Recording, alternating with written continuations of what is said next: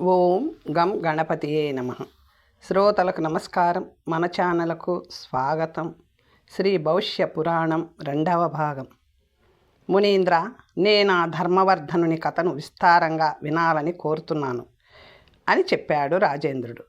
రాజేంద్రుడు చెప్పసాగాడు. మునీంద్రుడు, రాజా, ఎప్పుడో సత్యయుగం నాటి ఘటన ఇది.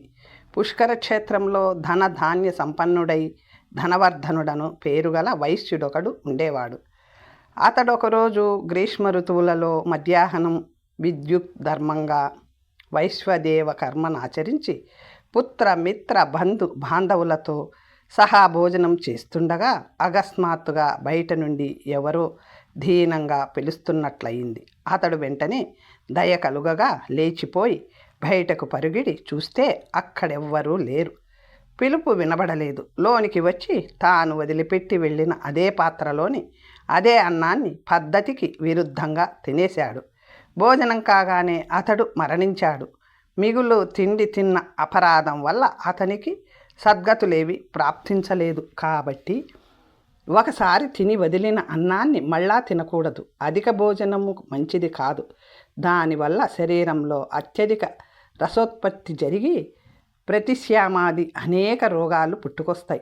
అజీర్ణ రోగం బారిన పడ్డవాడు స్నానము, దానము, తపం, హోమం, తర్పణం, పూజ వంటి సత్కర్మలను మనస్సు పెట్టి చేయలేడు. అందువల్ల వాటి ఫలితం కూడా సక్రమంగా దక్కదు. అతి భోజనం వల్ల ఆయువు తగ్గిపోతుంది. తిండిపోతికి సంఘంలో గౌరవం నశిస్తుంది. అంతముందు సద్గతులు కలగవు. భోజనం చేసి సరిగా మూతి చేతులు కడుక్కోకుండా బయటికి రావడం అశుచి, అది పాపము. భోజనాన్ని ఒక పవిత్ర కార్యంగా భావించి భక్తిగా శుద్ధిగా చేసేవారు ఇహంలో సుఖాన్ని, పరంలో సద్గతిని పొందగలరు. మునీశ్వర, బ్రాహ్మణుడి ఏ కర్మల ద్వారా పవిత్రుడు కాగలడు అని అడిగాడు శతానికుడు. విధిపూర్వకంగా ఆచమనం చేసే బ్రాహ్మణుడు పవిత్రుడు అవుతాడు. అంతేకాక సత్కర్మలకు అధికారాన్ని పొందగలుగుతాడు. ఆచమన విధి ఇలా: చేతులు కాళ్ళు శుభ్రంగా కడుక్కొని ఒక పవిత్ర స్థానంలో ఆసనం మీద తూర్పు లేదా ఉత్తరం వైపు ముఖాన్ని పెట్టి కూర్చోవాలి. కుడి చేతిని మోకాళ్లకు మధ్యస్థంగా పెట్టి పిలకముడి వేసి వేడి కానీ నురగ కానీ లేని చల్లని నిర్మలమైన నీటితో ఆచమనం చేయాలి. చాలా శ్రద్ధ భక్తులతో చేయాలి. అంటే నిలబడిపోయి కానీ, ఎవరితోనైనా మాట్లాడుతూ కానీ, అటు ఇటు చూస్తూ కానీ, త్వరగా కానీ, మనస్సులో క్రోధం పెట్టుకొని కానీ ఆచమనం చేయకూడదు. ఓ రాజా, బ్రాహ్మణుని కుడి చేతిలో 5 తీర్థాలుంటాయి. 1 దేవతీర్థం, 2 పితృతీర్థం, 3 బ్రాహ్మ తీర్థం, 4 ప్రజాపత్య తీర్థం, 5 సౌమ్య తీర్థం.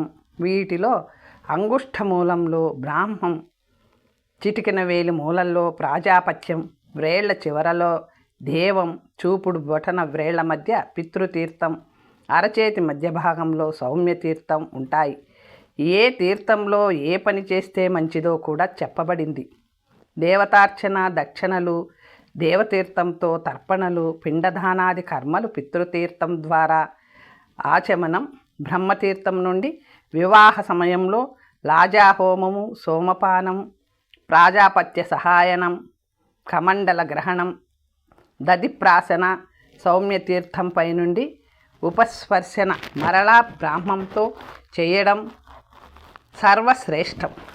వ్రేళ్లను కలిపి ఉంచి ఏకాగ్ర చిత్తంతో సవ్వడి రాకుండా పవిత్ర జలంతో 3 మార్లు ఆచమనం చేస్తే ఎంతటి మహాఫలం ఉంటుందంటే దేవతలు ప్రసన్నులవుతారు. మొదటి ఆచమనానికి ఋగ్వేద దేవతలు, 2వ దానికి యజుర్వేదపు వేల్పులు, 3వ ఆచమనానికి సామవేదం నిలింపులు ప్రీతి చెందుతారు. ఆచమన జలం పెదవిని తాకగానే ఇతిహాస పురాణాల అధిదేవతలు సంతృప్తి నొందుతారు. ఆచమన జలాన్ని తలకి అంటించుకోగానే రుద్రుడు ఆనందిస్తాడు. పిలకను స్పృశిస్తే ఋషిగణాలు, కన్నులకు అద్దుకోగానే సూర్యదేవుడు, ముక్కుకి తగిలిస్తే వాయుదేవుడు, భుజాలకు రాసుకుంటే అష్టదిక్పాలకులలో మిగిలిన వారు ఆనందిస్తారు. ఆచమన జలాన్ని నాభికి గ్రంథులకు అద్దితే సర్వదేవతలను ఆరాధించినట్లవుతుంది. ఆచమనం తరువాత కాళ్ళు కడుక్కుంటే విష్ణువుని పూజించిన ఫలితం. నేలపై జలాన్ని భక్తిగా చల్లితే వాసుకిని తలిచిన పుణ్య ఫలితం అబ్బుతాయి.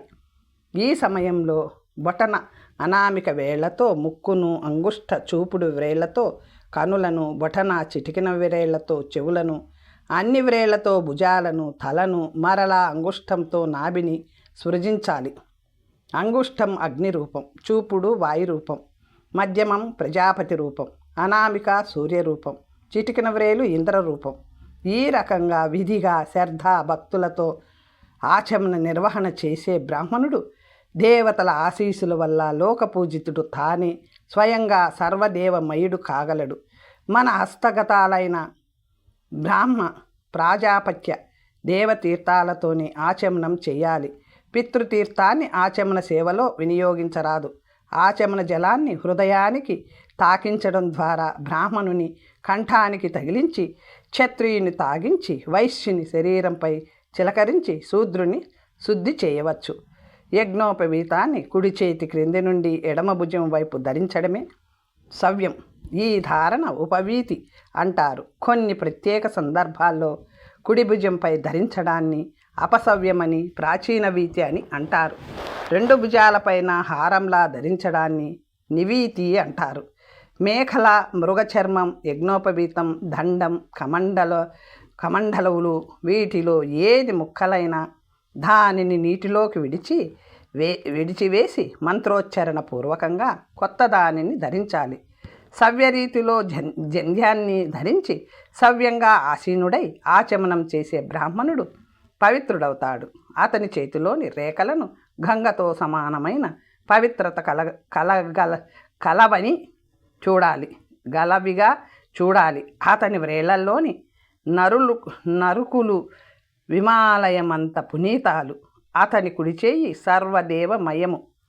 సవ్యంగా చేసే ఆచమనం స్వర్గలోక ప్రాప్తికరం. వేదాధ్యయన విధి. ఓంకార గాయత్రి మహత్యం. ఆచార్యాది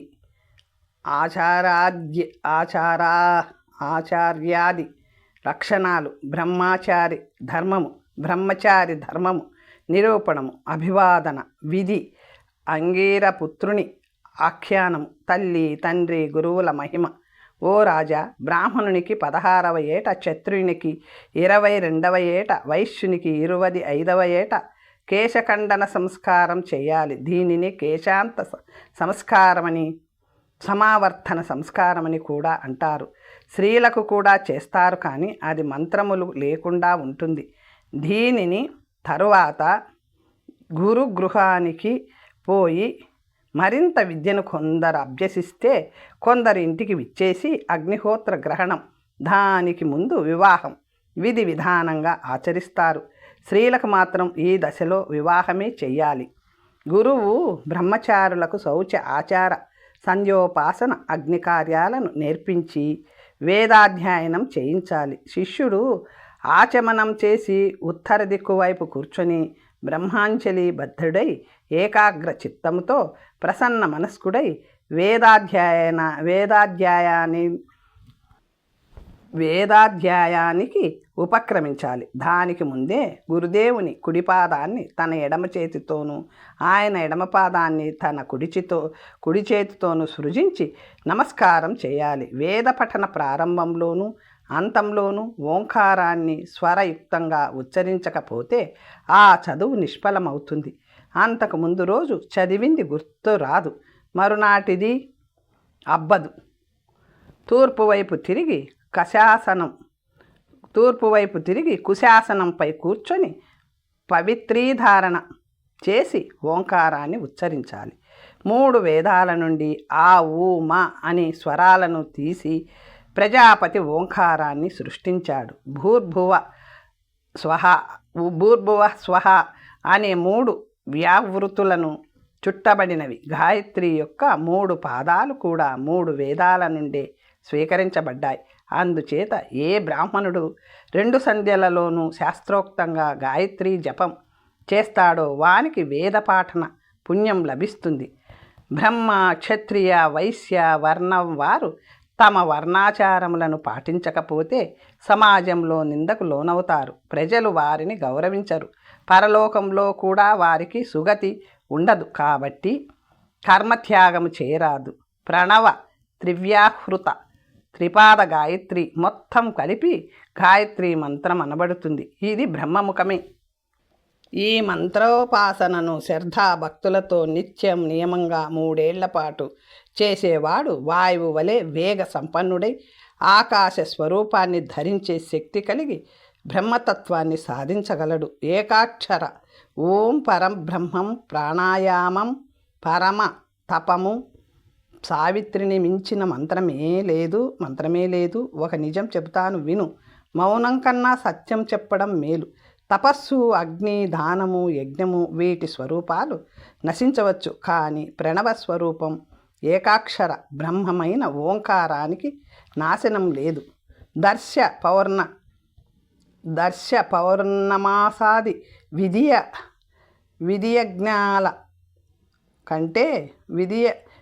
యజ్ఞాల కంటే ప్రణవాది జపయజ్ఞాలు శ్రేష్టమైనవి. వీటికన్నా ఉపాంసు జపాలు వాటికి 1000 రెట్లు. మానస జపాలు గొప్పవి. పాకయజ్ఞాలు, విధి యజ్ఞాలు ఒకటే. ఈ యజ్ఞాలన్నీ చేసినా మానినా బ్రాహ్మణునికి గాయత్రీ జపమనే మహాయజ్ఞం ద్వారా అన్ని సిద్ధులు లభిస్తాయి. కాబట్టి బ్రాహ్మణుడు గాయత్రీ జపం చేయాలి. సూర్యోదయానికి బాగా ముందు ఇంకా తారలు వెలుగుతుండగానే ప్రాతః సంధ్యావందనాన్ని ఆరంభం చేయాలి. సూర్యోదయం దాకా గాయత్రీ మంత్రాన్ని జపించాలి. అలాగే సాయం సంధ్యను కూడా సూర్యాస్తమయానికి ముందే మొదలుపెట్టి తారలు దయించే దాకా గాయత్రీ జపం చేస్తూనే ఉండాలి. ప్రాతః సంధ్యలో నిలబడి చేసే జపానికి రాత్రి చేసిన పాపాలన్నీ పోతాయి. అలాగే సాయం సంధ్యలో కూర్చొని చేసే గాయత్రీ జప ఫలం ఉదయం నుండి చేసే పాపాలన్నీ దగ్ధమైపోవడం. అందుచేత 2 సంధ్యలలోనూ వందనం చేయాలి. ఇలా చెయ్యని వారిని ద్విజజాతి కర్మల నుండి బహిష్కరించాలి. ఇంటికి వెలుపల ఏకాంత స్థానంలో, అరణ్యంలో లేదా నదీ, సాగర, సరోవరాల్లో గాయత్రీ జపం చేయడం వల్ల ఎక్కువ లాభం ఉంటుంది. మంత్రజపం, సంధ్యే మంత్రాలు, బ్రహ్మయజ్ఞాది నిత్య కర్మల విషయంలో అనధ్యాయ ప్రసక్తి ఉండదు. అంటే దీని అర్థమేమిటో ఉచ్చారణ ఎలా చేయాలో అనే ఆలోచనలు చేయనక్కర్లేదు.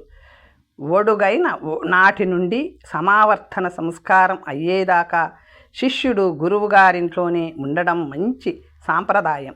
కటిక నేలపై శయనించాలి. గురువుకి అన్ని రకాలైన సేవలు చేస్తూనే వేదాధ్యయనం చేయాలి. అన్నీ తెలిసిన జడుని వలెనే జీవించాలి. గురుకులంలో కూడా ప్రతివాడు పాఠం చెప్పేయకూడదు. పాఠం చెప్పడానికి 10 రకాల యోగ్యతల్లో కనీసం ఒకటైనా ఉండాలి. ఆ యోగ్యతలు ఏమిటంటే 1 గురుపుత్రుడు, 2 గురు సేవకుడు, 3 జ్ఞానదాత, 4 దార్శికుడు, 5 పవిత్రుడు, 6 విశ్వాసి, 7 శక్తిమంతుడు, 8 ఉదారుడు, 9 సాధు స్వభావికుడు, 10 స్వజాతీయుడు అనే వారిలో నుండుట. గురుకుల విద్యార్థి ఎవరైనా ఏదైనా అడిగినప్పుడు జవాబు చెప్పడానికి మాత్రమే మాట్లాడాలి. న్యాయము తప్పి అడిగిన ప్రశ్నకు సమాధానం ఇవ్వకూడదు. అనుచిత ప్రశ్నలకు మాట్లాడరాదు. అడుగుటలో కానీ చెప్పుటలో కానీ ఇక్కడ అనౌచిత్యానికి పాల్పడిన వాడు నరకానికి పోతాడు. లోకంలో అందరికీ అప్రియుడవుతాడు. గురువులు కూడా ఎవ్వరికీ విద్య చెప్పడం వల్ల ధర్మార్థాలు ప్రాప్తించవో లేదా నష్టమవుతాయో, ఎవరికి సేవా శుశ్రూషలు చేయడం ఇష్టముండదో వారికి చదువు చెప్పకూడదు. ఎందుకంటే అలాంటి వానికిచ్చిన విద్య ఉషరక్షేత్రములలో నాటబడిన విత్తనం వలె వ్యర్థమే కాగలదు. విద్యల అధిష్టాతృ దేవత బ్రాహ్మణ వర్ణుడితో ఇలా చెప్పిందట: ఓ అధ్యాపక, నేను నీకు నిధిని, నన్ను జాగ్రత్తగా రక్షించుకో. అధ్యాపకులలో దోషవృద్ధి ద్వేషబుద్ధి చూపేవారికి నన్నివ్వకు, అప్పుడే నా బలం పెరుగుతుంది. జితేంద్రియుడై పవిత్రుడై ప్రమాదరహితుడై ప్రకాశించు బ్రహ్మచారికి నన్ను ప్రసాదించు. గురువుగారి ఆజ్ఞ లేకుండా వేదశాస్త్రాది విద్యలను స్వయంగా సంపాదించేవాడు అతి భయంకరమైన రవరవ నరకంలో పడిపోతాడు. గురువు చెప్పడం ముఖ్యం. అందుకే లౌకిక వైదిక లేదా ఆధ్యాత్మిక విద్యల జ్ఞానాన్నిచ్చిన వానికే ముందుగా ప్రణామం చెయ్యాలి. గురుకుల మర్యాద ఉండి పాటించి ధన్యుడైన వాడికి గాయత్రి మాత్రమే తెలిసినా అతడే ఉత్తముడు. అన్ని విద్యలు నేర్చుకొనును మర్యాదను పాటించని వాడు అధముడు. అలాగే ఆహార నియమాలు పాటించని విద్యావంతుడైన అధముడే. గురుకులానికి వస్తువులను దానంగానే ఇవ్వాలి. అవసరం చూసుకొని అమ్మేవాడు అధముడు. గురువుగారి సమక్షంలో ఆసనంపై కానీ చెయ్యపై కానీ ఉండరాదు. అంతకుముందు ఆసీనుడై ఉంటే గురువుగారు లోనికి రాగానే వేగంగా లేచి నిలబడి నమస్కరించాలి. ఊర్ధజనుల విషయంలో మరింత జాగ్రత్త వహించాలి. వారు లోనికి ప్రవేశించగానే బ్రహ్మచారులు ప్రాణవాయువు తరిగిపోతుంది. సంభ్రమంగా లేచి నిలబడి వారికి నమస్కరిస్తే ప్రాణవాయువు తిరిగి వచ్చి బలపడుతుంది. ప్రతిదినము వృద్ధులను ఇష్టంగా సేవించే వారికి ఆయువు, యశము, విద్య, బలము నిరంతరము పెరుగుతూనే ఉంటాయి. అభివాదనశీలస్య నిత్యం వృద్ధోపసేవినః చత్వారి సమ్యాగ్వర్తంతే ఆయు ప్రజ్ఞ యశోబలం. ఈ శ్లోకం పరమ ప్రసిద్ధం. దాని భావమే పైన ఇయ్యబడింది. వినయ గౌరవాలు బ్రహ్మచారి ప్రవర్తనకు కేంద్ర బిందువు. బంధువు కానీ స్త్రీని భవతి అని సంబోధించి నమస్కరించాలి. చిన్నవారిని సుభగే భగిని అని సంబోధించాలి. బాబాయి, అత్తమామలు, మేనత్త, మేనమామ, గురుపత్ని వీరందరినీ ఎక్కడ కనిపించినా పూజించాలి. ముఖ్యంగా పెద్దన్నగారి భార్య అమ్మతో సమానం. ఆమెను సక్రమంగా విద్యుక్తంగా పూజించువానికి విష్ణులోక ప్రాప్తి కలుగుతుంది. పెద్దవదిన తరువాత అంత గౌరవులు మేనత్త, పిన్నమ్మ, అక్క. బ్రహ్మచారి పెద్దవాడైనా కూడా ఇదే మర్యాదని పాటించాలి. అతడు గృహస్థ అయినాక తన పుత్రులతో సమానంగా మిత్రులని, సోదరి పిల్లల్ని ప్రేమించి గౌరవించాలి. వారిని తనతో సమానంగా కూడా చూడాలి. విత్తం బంధుర్వయః కర్మ విద్యా భవతి పంచమి. ఏతాని మాన్యస్థానాని గరీయో యజ్ఞదుత్తరం. ఒక మనిషి మహత్తుకి పంచ కారణాలుంటాయి. అవి ధన సంపద, బంధువులు, వంశం, కర్మ, విద్య. ఈ 5 ఒకదానికన్నా ఆ తరువాత చెప్పబడినది గొప్పదిగా వర్ధిల్లుతాయి. అన్నీ ఉండాలి. విద్య అన్నిటికన్నా ఎక్కువగా మనీషిని చేస్తుంది. బ్రహ్మచారి ఎంత ముఖ్యమైన పని మీద పోతున్నా వ్రతము మొదలగు వాటిపై నున్నవారికి, అతి వృద్ధులకు, రోగులకు, బరువు మోస్తున్న వారికి, స్త్రీలకు, స్నాతకులకు, రాజుకు, పెళ్లి కొడుకులకు వారు ఎదురుగా వస్తుంటే తాను ఆగిపోయి వారికి దారి ఇవ్వాలి. రాజు స్నాతకుడు ముఖ్యంగా ఆగకూడదు. ఏ బ్రాహ్మణ వర్ణుడు తన శిష్యులకు ఉపనయనం చేసి రహస్యాలు బోధించి కల్పన సహితంగా వేదాధ్యయనం చేయిస్తాడో అతడే ఆచార్యుడనబడతాడు. ఏదో శిష్యుని బతుకు తెరువు నిమిత్తం వేదంలోని ఒక భాగం అంటే వేదాంగం చదివిస్తాడో అతడు ఉపాధ్యాయుడనబడతాడు. అన్ని సంస్కారాలను విధిగా పద్ధతిలో చేయించి అన్నాదులచే పోషించే వారిని గురువు అంటారు. అగ్నిశోష్టమ, అగ్నిహోత్ర, పాకయజ్ఞాది కర్మలను స్వయంగా శిష్యుని చేత చేయిస్తూ నేర్పేవాని ఋత్విక్ అంటారు. మనిషి చెవులను, ఆత్మను వేదధ్వనులతో నింపేవారు తల్లిదండ్రులతో సమానంగా ప్రేమింపబడాలి. వారిపై ఎట్టి పరిస్థితులలోనూ ద్వేషం కూడదు. గౌరవ నివృత్తి ఇలా ఉంటుంది.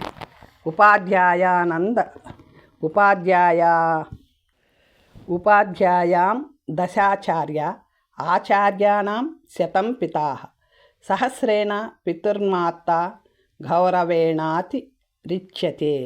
ఉపాధ్యాయునికి 10 రెట్లు ఆచార్యుడు, ఆయనకి 100 రెట్లు తండ్రి, ఆయనకి 1000 రెట్లు తల్లి గౌరవాన్ని పొందడానికి అర్హులు. వారిని అలాగే పూజించాలి. జన్మనిచ్చినవాడు, వేదములను చదివించినవాడు ఇద్దరూ తండ్రులే. వీరిలో వేదాధ్యయనం చేయించిన వారే శ్రేష్ఠులు. ఎందుకంటే బ్రాహ్మణ వర్ణుడు ఆ పదానికి వేదం చదివితేనే తగినవాడవుతాడు. కాబట్టి అందరూ గురువులు పూజార్హులే. అయినా మహాగురువే అధికుడు. మునీంద్ర, మహాగురు అని ఎవరిని భావిస్తారు? అతని అర్హతలను వినగోరుచున్నాను అనెను. అప్పుడు మహారాజా 18 పురాణాలను, రామాయణమును, విష్ణుధర్మాన్ని, శివధర్మాన్ని, మహాభారతాన్ని, శృతులను, స్మృతులను తెలుసుకొనిన వానిని మహాగురు అంటారు. మహాభారతంతో సహా మన గ్రంథాలన్నిటికీ జయము అనే పేరు కూడా ఉంది. కాబట్టి అవే ప్రాణంగా జీవించే మహాగురువుని జయోపజీవి అని కూడా అంటారు. ఆయనను అన్ని వర్ణాల వారు పూజించాలి. వయస్సు ముఖ్యం కాదు, జ్ఞానమే సర్వ గౌరవాలకు మూలం.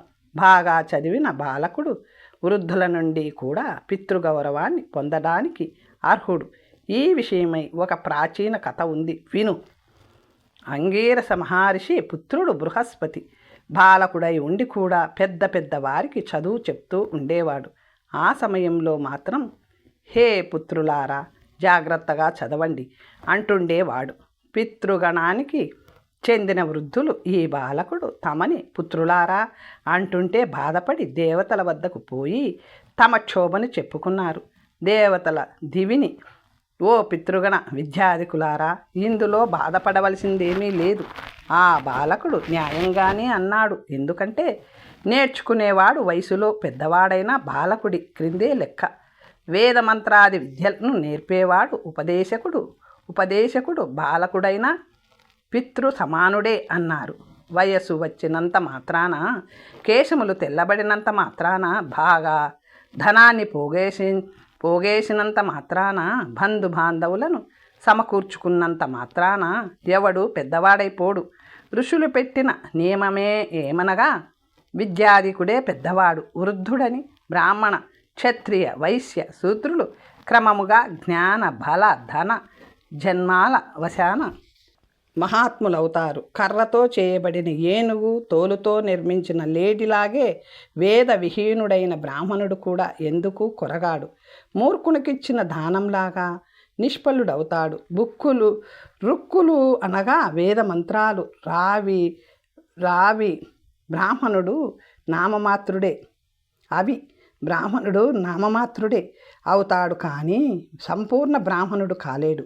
వేదాలను పట్టి అలాగే ఇంకొకరిని చేత పట్టించిన వాడు కూడా సంపూర్ణ బ్రాహ్మణుడు కాలేడు. వేదాన్ని అర్థం చేసుకొని వేదాధర్మాన్ని స్వయంగా ఆచరించి దానిని బోధించువాని వేద విద్యయే సఫలమని స్వయంగా వేదాలే చెప్పి ఉన్నాయి. సుఖాన్ని, జ్ఞానాన్ని కూడా కలిగించడం వల్ల వేద విద్యకి సేవతి అని పేరు. వేద శాస్త్ర వాగ్మయాలను ఏమాత్రము అర్థం చేసుకోకుండా బ్రాహ్మణ రూపుడై వాటిని బోధించేసేవాడు మూర్ఖుడు. అట్టివాడు పాపి. ఇట్టి అపవిత్ర వేదరహిత నష్టవ్రత బ్రాహ్మణునికి పెట్టబడిన అన్నం ఇలా రోధిస్తుందట. ఓ దేవా, నేనేం పాపం చేశానని నన్ను ఈ మూర్ఖ బ్రాహ్మణుని చేతిలో పడవేశావు? జయోపజీవి చేతిలో పడిన అన్నం మొదలగునవి ప్రసన్నతపూర్వకంగా నాట్యం చేస్తూ ఇలా అంటాయట. అహో, ఏమి నా భాగ్యం! ఇంత గొప్ప చేతనున్న పాత్రలో పడితిని కదా. విద్యావంతులు, అధ్యాపన ప్రియులు, తపస్సంపన్నులైన బ్రాహ్మణులకు ఆయా పనులను ముగించి ఇంటికి వచ్చేసిన తరువాత కూడా అన్నములు, ఔషధములు వారి పట్ల అతి ప్రసన్నతతో మెలుగుచూ సేవ చేయుచు తమకు సద్గతి తప్పదనే నిశ్చయానికి వచ్చి ఉంటాయి. వ్రత, వేద, జపహీనుడైన బ్రాహ్మణుడు రాతినావ వంటి వాడు. వానికి దానము చేసిన ఫలశూన్యమే.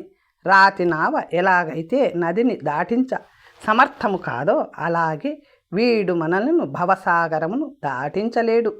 ఏదో ఇంటి ప్రక్కనే ఉన్నాడు కదా అని ఈ హీనుడికి కవ్య దానాలిచ్చేయకుండా కాస్త దూరమైపోయి వేదకి శ్రేష్ఠుడైన శ్రోత్రియ బ్రాహ్మణునికి ఆ దానాలిస్తే దేవతలు సంతోషిస్తారు. ఈ హీన బ్రాహ్మణుడే గాయత్రి జపం నిరంతరం చేసేవాడైతే అతడిని కూడా ఆదరించవచ్చు. అది కొంతవరకే. ఎందుకంటే మన ఇంటినే నమ్ముకొని సమీపమందే ఉన్న బ్రాహ్మణుని పూర్తిగా నిరాదరిస్తే రౌరవ నరకం ప్రాప్తించవచ్చు. గాయత్రి పరమదేవ స్వరూపం కదా. వ్యవసాయం లేని గ్రామం, నీరు లేని బావి, విద్య యొక్క అర్జనము, అధ్యాపనం లేని బ్రాహ్మణుడు పనికిరారు. రాజంటే శాసకుడు మాత్రమే కాదు, క్రూరుడు అసలే కారాదు. అహింస, ప్రేమ, నమ్రత, మధుర వచనము రాజు యొక్క ముఖ్య లక్షణాలు. పరిపాలనా విధానాలు మంచివి అయినప్పుడే లోక కళ్యాణం జరుగుతుంది. రాజు మనస్సు, వచనము కూడా నిష్కల్మషంగా ఉంటే అతడు వేదాంతంలో చెప్పబడిన మోక్షాదులను పొందగలడు. మనిషి స్వయంగా అర్హుడై ఉన్న తన దుఃఖిత మనస్సు మాటల ద్వారా ఇతరులను ఏడిపించరాదు. అలాగే ఇతరులను తనకన్నా సుఖంగా బతుకుతున్నారని మనస్సు మండించేసుకుని వారికి అపకారం తలపెట్టడం మహాపాపం. మంచి మాట చాలా సుఖపెడుతుంది. ఒక మంచి మధురమైన మాట వల్ల మనిషికి కలిగే ఆనందం వెన్నెల వల్ల కానీ, చల్లని నీటి వల్ల కానీ, గంధపు పూత వల్ల కానీ, చల్లని నీడ వల్ల కానీ కలుగదు. బ్రాహ్మణుడు తనకు జరిగే సన్మానాలను విషంలాగా, అవమానాలను అమృతంలాగా భావించాలి. అవమానితునికి వచ్చే నష్టమేమీ లేదు, కానీ మంచివానిని అవమానించిన వాడు మాత్రం చెడిపోతాడు. తపస్సు, వేదాధ్యయనం, అధ్యాపనం నిత్యం కొనసాగిస్తూ జీవించడమే బ్రాహ్మణ ధర్మం. బ్రాహ్మణునికి 3 జన్మలుంటాయి. తల్లి కడుపున పుట్టగానే మొదటి జన్మ, యజ్ఞోపవీతాన్ని ధరించగానే రెండవది, యజ్ఞదీక్ష గైకొనగానే మూడవది మొదలవుతాయి. యజ్ఞోపవీత సమయమున గాయత్రి ఆచార్యులే తల్లిదండ్రులుగా వానికి కొత్త జన్మనిస్తారు. వేదంలో శిక్షణనిచ్చేవాడే దేవతల దృష్టిలో తండ్రి అవుతాడు. వడుగునికి ముందు అతని జీవితంలో వేదం ప్రసక్తే ఉండదు కదా. కొంతమంది శ్రాద్ధకర్మలో చేసే వేద మంత్రాలను వదిలివేసి మిగతా మంత్రాలనే ఉచ్చరిస్తారు, వల్లెవేస్తారు. అలా చేయకూడదు, అన్నీ చదవాలి. ఉపనయనమైన తరువాత వటువుకి గురువు వ్రతోపదేశం చేయాలి. ఆ క్షణం నుండి వటువు విధిపూర్వకంగా వేదాధ్యయనం చేయాలి.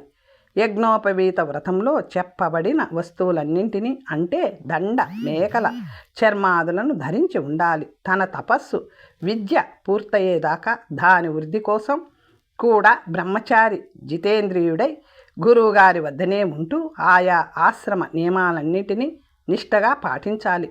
నిత్య స్నానాలు, పవిత్రత, దేవ ఋషి పితృగణాలకి తర్పణాలు, పుష్పఫల జల సమిద, మృత్తిక, కుశ, అనేక ప్రకారాల చెట్టు, బెరడులు, కర్రలు ఇవన్నీ సంగ్రహించి ఆశ్రమంలో చేర్చడాలు ఈ నియమాలలో భాగమే. మద్య మాంసాలను, పుష్పగంధ రసాది భోగాలను పూర్తిగా విసర్జించాలి. స్త్రీ సాంగత్యాన్ని మనసులోకి కూడా రానివ్వకూడదు. హింస, అంజనం వేయడం, నృత్యాన్ని చూడడం, జూదమాడడం, అసత్యవచనం, నింద, స్త్రీల దగ్గర కూర్చోవడం, కామ క్రోధ లోభాలను చర్చించడం ఇవన్నీ బ్రహ్మచారికి పూర్తిగా నిషిద్ధాలు.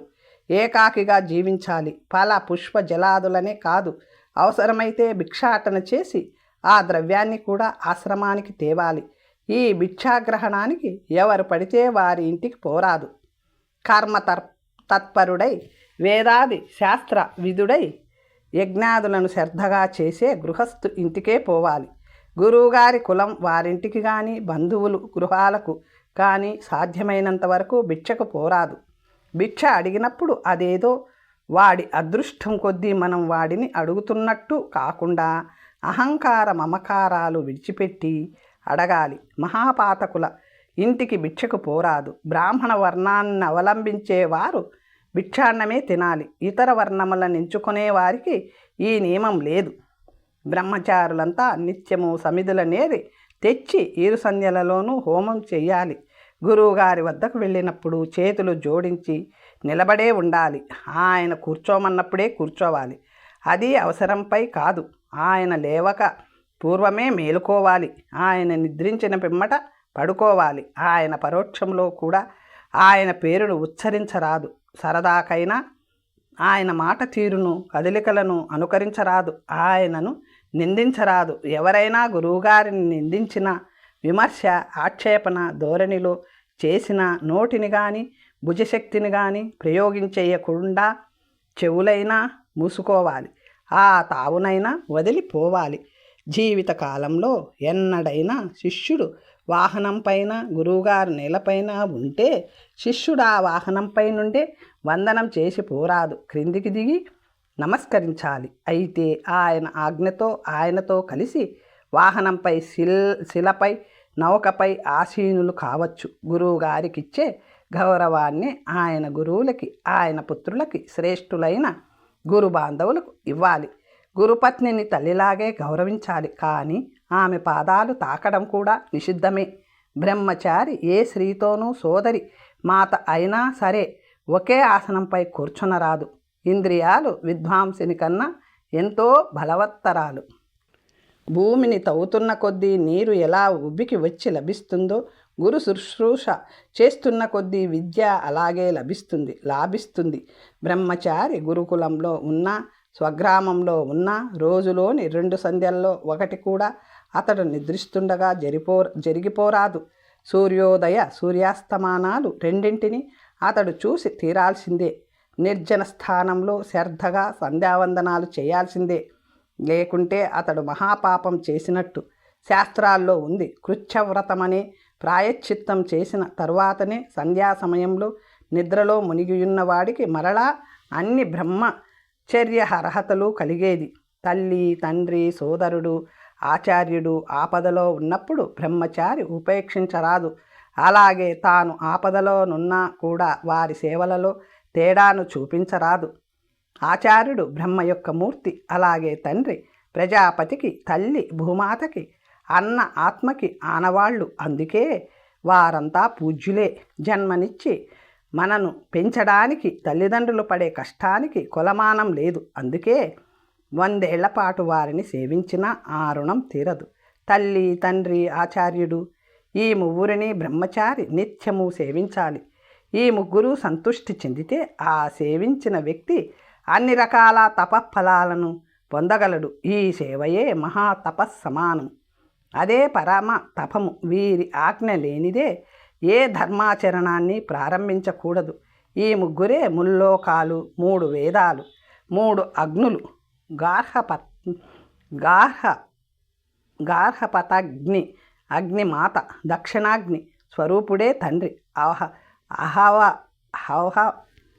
హవనీయ అగ్ని ఆచార్యుడు. వీరి సేవ దేవలోక సుఖ భోగాలను ప్రాప్తింపచేస్తుంది. పితృభక్తి వల్ల ఇహలోకము, మాతృభక్తి వల్ల మధ్యలోకము, గురుసేవ వల్ల ఇంద్రలోకము ప్రాప్తిస్తాయి. వీరిని నిరాదరించిన వానికి ఏ విద్య అలవడదు, ఏ యాగము ఫలమిడదు, ఏ ధర్మము నిలబడదు. ఈ మువ్వురిని వారు జీవించి ఉన్నంతకాలము సేవా శుశ్రూషలతో తృప్తిపరచడమే పురుషుని యొక్క సంపూర్ణ కర్తవ్యం. అదే ధర్మం. మిగతావన్నీ దానికి ఉపధర్మాలే. ఉత్తమ విద్య ఒకవేళ అధమ పురుషుని వద్దనున్నా సరే దానిని గ్రహించాలి. వృత్తిరీత్యా చండాలుడైన వాని నుండి మోక్షధర్మ శిక్షణను పొందిన వారున్నారు. నీచ వృత్తికారుల నుండి ఉత్తమ శ్రీ విషము నుండి అమృతము, బాలకుని నుండి ఉపదేశము, శత్రువును నుండి సదాచారము, అపవిత్ర స్థానము నుండి బంగారము స్వీకరించవచ్చును. ఎందుకంటే లభించే వస్తువే ముఖ్యం. పైన చెప్పిన వాటిని ఎక్కడి నుండైనా గ్రహించవచ్చును. చదువు కొనసాగుతున్న కాలంలో గురువుకేమి ఇవ్వాలను అనుకోరాదు. కానీ పూర్తయిన తరువాత ఆయన అనుజ్ఞతోనే భూమి, స్వర్ణము, ఆవులు, గుర్రాలు, గొడుగులు, ధాన్యాలు, వస్త్రాలు, ఇంకేమైనా కూడా యథాశక్తి గురుదక్షిణగా ఇవ్వాలి. గురువుగారి తదనంతరం కూడా బ్రహ్మచర్యం ముగిసినా కూడా వ్యక్తి గురుపుత్రులను, గురు సోదరులను, గురుపత్నిని తానెప్పుడూ గురువుని చూసినట్టే చూడాలి. విద్యాంతం బుధాంతం కారాదు. ఈ విధంగా ఎవరైతే బ్రహ్మచారి ధర్మాన్ని అవిచ్ఛిన్నంగా ఆచరిస్తారో వారికి బ్రహ్మలోక ప్రాప్తి కలుగుతుంది. బ్రాహ్మణునికి ఉపనయనం వసంత ఋతువులో చేయడం ప్రశస్తం. క్షత్రియునికి గ్రీష్మంలోను, వైశ్యునికి శరత్తులోను ఒడుగు చేయడం శ్రేష్టం. ఇక గృహస్థాశ్రమం చూద్దాం. తర్వాత విషయాలు వచ్చే భాగంలో తెలుసుకుందాం. నమస్తే.